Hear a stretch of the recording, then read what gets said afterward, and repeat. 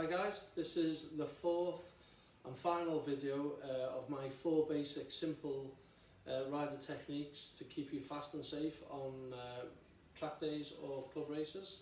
Okay, so we've done the body position, track position and the corner entry. Okay, so we've got them 3, ideally we've got them nailed. The last final area where I generally find a lot of riders really lose out. So them first 3 sections that we've spoke about, the body position, the track position, the corner entry, they're quite technical, quite difficult to do and get it right, and some people, majority of people, do work on it and eventually get it right. You know, good body position, using, you know, pretty good lines, hitting apexes, using that closed throttle technique into the corners, and then they'll come out of a corner perfect, done everything perfect, you know, through the body position, everything, come out of the corner and then pick the bike up, and the bike's upright.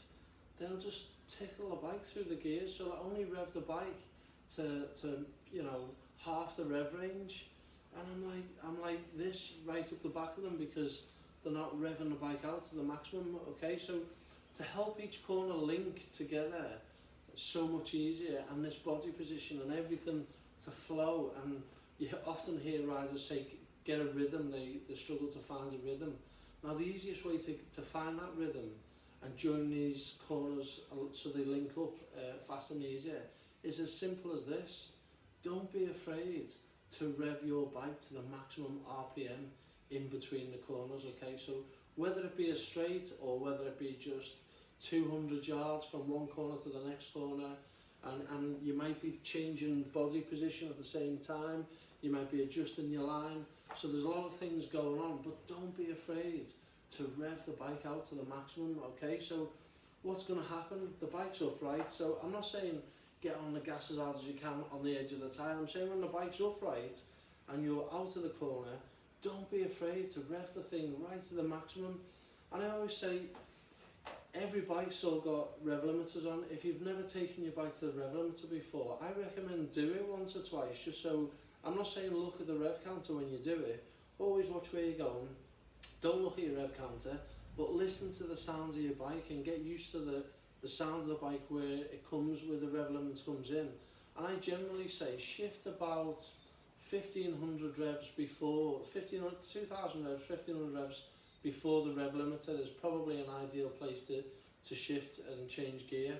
Now, the knock-on effect of revving the bike to the maximum in between the corners, when the bike's upright, nothing's going to happen. If you get on the gas a little bit aggressive, you might wheelie and do a bit of an erratic wheelie, worst case.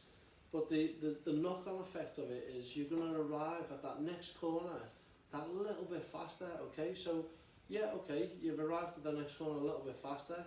The positive in that is that you've got a little bit more freewheel speed to play with, and then brake lever fingers.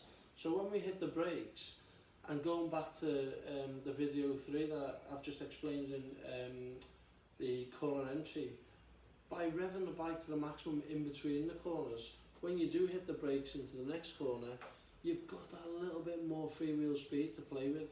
Okay, so it makes it easier to enter the corner that little bit faster because you've generated more speed from the last corner.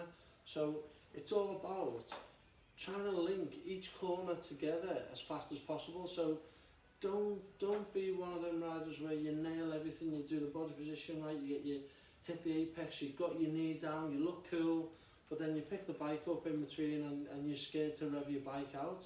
Don't be afraid of your bike, providing the oil levels and your oil filter, everything is on tight, then chances are your bike will stay together, unless you ride a Ducati, that is, obviously.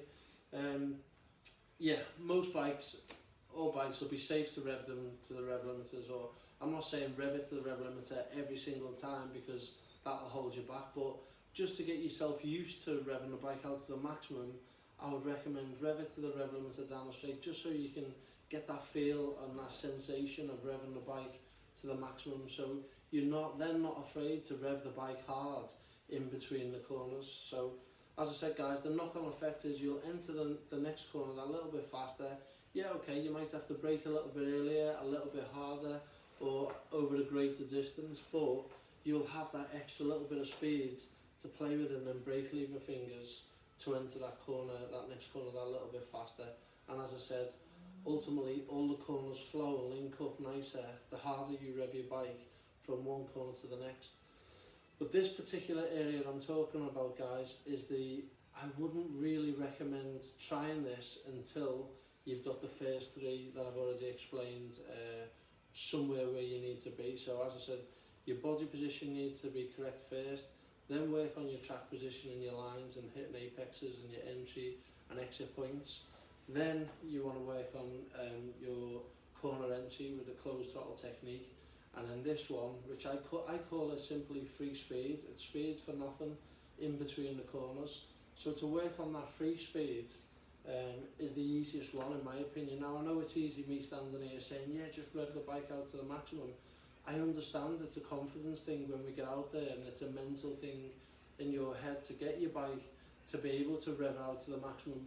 But I can promise you, if you're doing the body position right, and you're using all the track, and you've entered the corner on a fully closed throttle, when you do get on the gas from the apex and you pick the bike up off the side of the tyre, the bike's upright, you're in a completely safe position to really rev the bike out to the maximum.